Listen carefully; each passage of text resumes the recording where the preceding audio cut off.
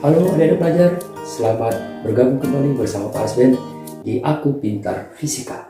Nah, kali ini kita akan membahas materi tentang gerak lurus berubah beraturan atau yang lazim disingkat dengan GLBB. Baiklah, yang pertama akan kita lihat apa ciri-ciri daripada GLBB atau syarat GLBB. Yang pertama ya, lintasan daripada benda yang sedang bergerak tersebut adalah berupa garis lurus. Jadi kita sebut lintasan lurus. Ya. Oke. Lalu syarat mutlak yang kedua adalah perubahan kecepatan daripada benda tersebut adalah beraturan. Disebut namanya perubahan kecepatan itu, adik pelajar, adalah percepatan. Percepatan.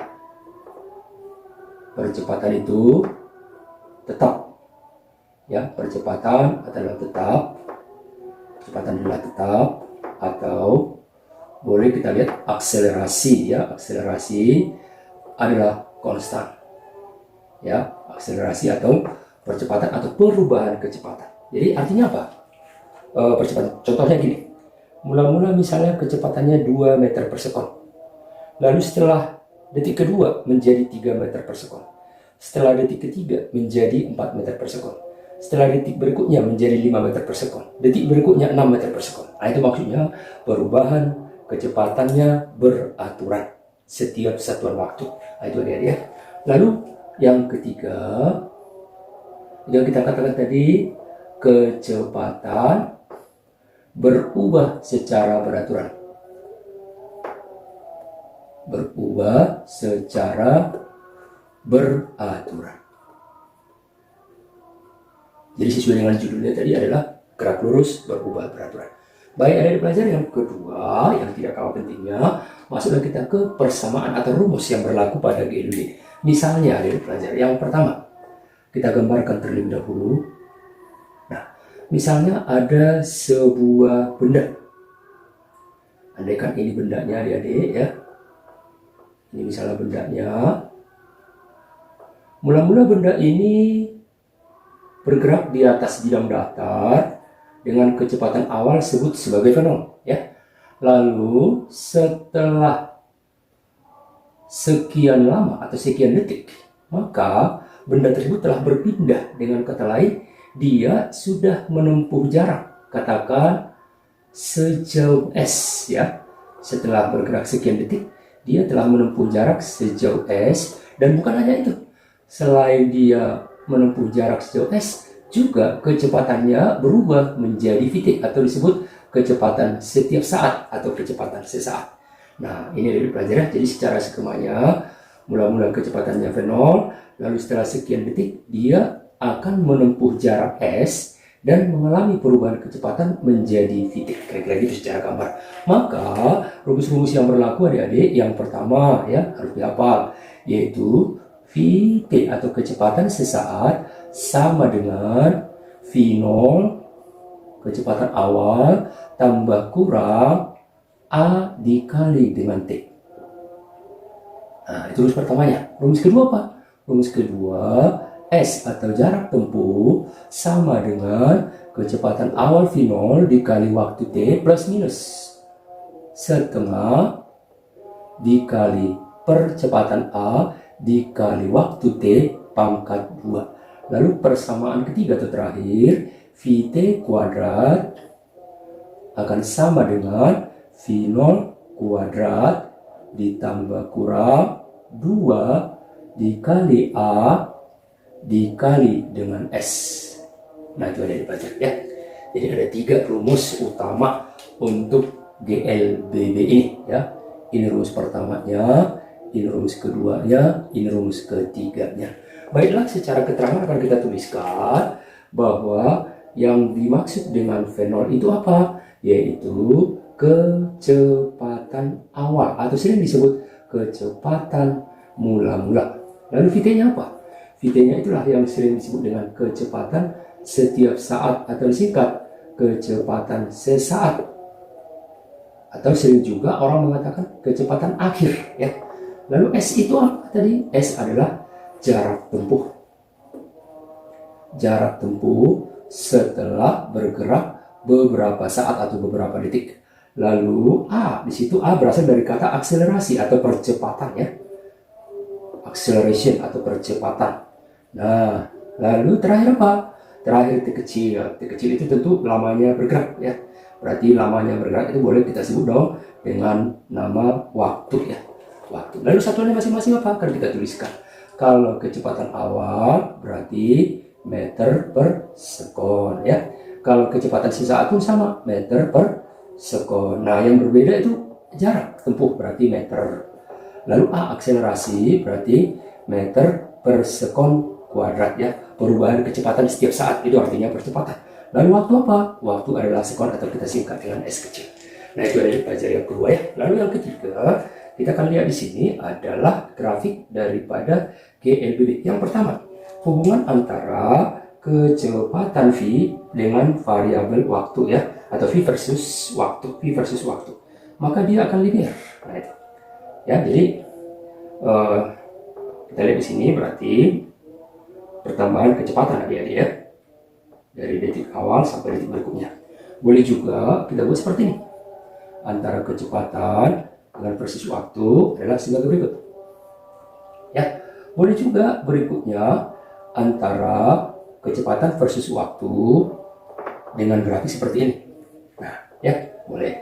Dan terakhir boleh juga antara percepatan akselerasi A dengan waktu. Kita katakan tadi bahwa percepatannya tetap setiap saat. Berarti artinya dia berupa garis lurus gitu ya.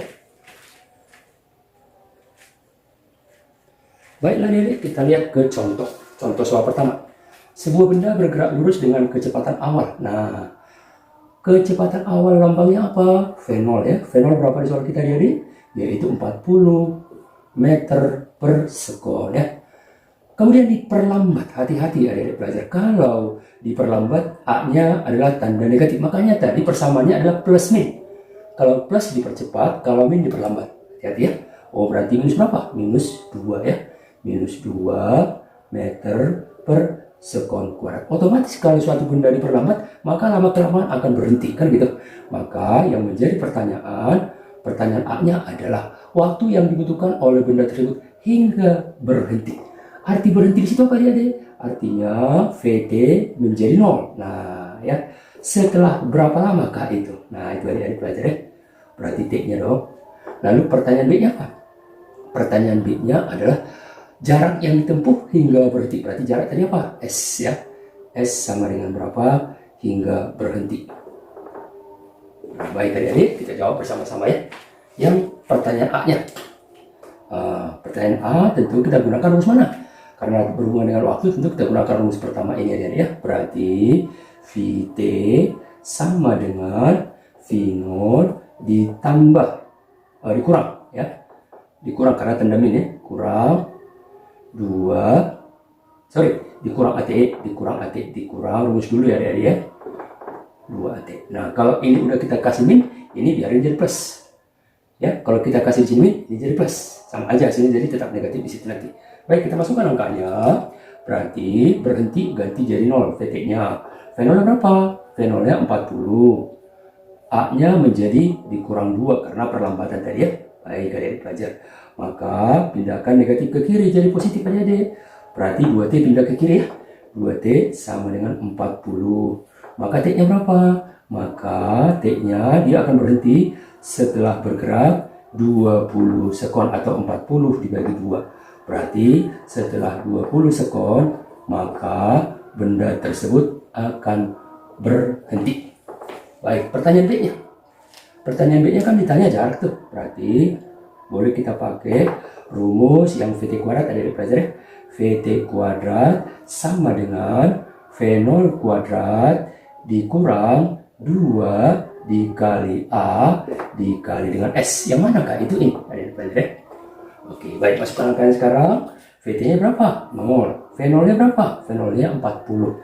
Hati-hati ya, 40 dikuadratin dikurang 2 kali tadi 2 perlambatannya dikali dengan S. Nah kalau kita selesaikan dari pelajar berarti jadi berapa? 40 kuadrat 1600. 2 kali 2 berapa? 4. Berarti 4 kali S. Pindah negatif ke kiri seperti biasa, berarti jadi plus ya. Maka dapat kita tuliskan bahwa 4 kali S menjadi sama dengan 1600. Maka adik-adik pelajar, berarti jarak yang ditempuh sampai berhenti adalah 1600 dibagi 4. Berarti berapa? 400 meter. Nah, itu contoh yang pertama. Baik, masuk kita ke contoh kedua. Sebuah motor diam tiba-tiba dipercepat dengan percepatan tetap. Diam itu artinya apa, adik-adik? Artinya V0-nya sama dengan 0. Ya, karena di situ motor diam berarti mula-mulanya ya, kecepatan mula-mulanya atau awalnya 0. Lalu tiba-tiba dipercepat. Nah, hati-hati kalau dipercepat di sini dengan nilai apa? Dengan nilai 3 ya. 3 meter per sekon kuadrat. Nah, ya. Maka setelah T 10 sekon, berarti T kecil 10 sekon, muncul pertanyaan adik-adik pelajar. Apa yang ditanyakan? Nah, kalau kita perhatikan pertanyaan A-nya adalah berapa kecepatannya. Nah, berarti kecepatan sesaatnya berapa. Lalu pertanyaan B-nya apa? Pertanyaan B-nya berapa jarak tempuhnya setelah bergerak 10 sekon tersebut ya. Nah, berikutnya apa? Yang C, waktu untuk mencapai kecepatan. Berarti jika VT-nya mencapai 40, itu tercapai atau terjadi setelah berapa lama? Nah, ini kira-kira begini adik-adik pelajar. Baik, kita jawab satu persatu mulai daripada yang A. Nah, yang A tentunya kita gunakan apa? Yaitu VT sama dengan V0 ditambah A kali T. Kenapa ditambah? Karena percepatan. Ingat tadi adik ya. Kenapa tadi diganti? Karena perlambatan gitu ya. Baik, rumusnya sama dengan rumus pertama juga. Baik, kita masuk ke langkahnya. VT-nya berapa? Itu dihitung ya adik ya. Berarti 0 ditambah A-nya berapa? 3 dikali 10 ya. Berarti ini kalau kita hitung 0 ditambah 3 kali 10 berapa? 30. Maka hasilnya 30 meter per sekon. Itu pertanyaan pertama ya. Lanjut ke pertanyaan kedua. Pertanyaan kedua yaitu jarak tempuh, berarti S ya. Nah, S-nya boleh kita tulis S sama dengan V0 kali T ditambah setengah dikali A dikali T kuadrat. Berarti rumus yang ketiga ada ya. Yang kedua, rumus yang kedua nih. Baik, ayo kita masuk ke angkanya. Berarti V0 berapa tadi? 0 ya. Kecepatan awal kan 0 nih. 0 kali T, 0 dong. 0 ditambah setengah. A-nya tadi berapa? A-nya 3 ya. Setelah 10 sekon berarti 10 kuadrat. Maka 0-nya dihilangkan. 3, 10 kuadrat berapa? 100. 100 kali 3, 300. Dibagi 2. Berarti 150 meter. Pelajari. Baik, pertanyaan terakhir C-nya. Yaitu VT kembali ke rumus berikutnya dari pelajar. Yaitu V0 ditambah A kali T, kembali ke rumus pertama. Cuman variabelnya sudah diganti angkanya ya. Baik, VT-nya katanya menjadi 40. Ayo kita ganti VT jadi 40. V0-nya tadi berapa? 0.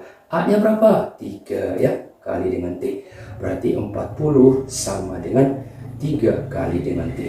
Maka T-nya adalah 40 per 3 sekon. Oke, demikian dari pelajar.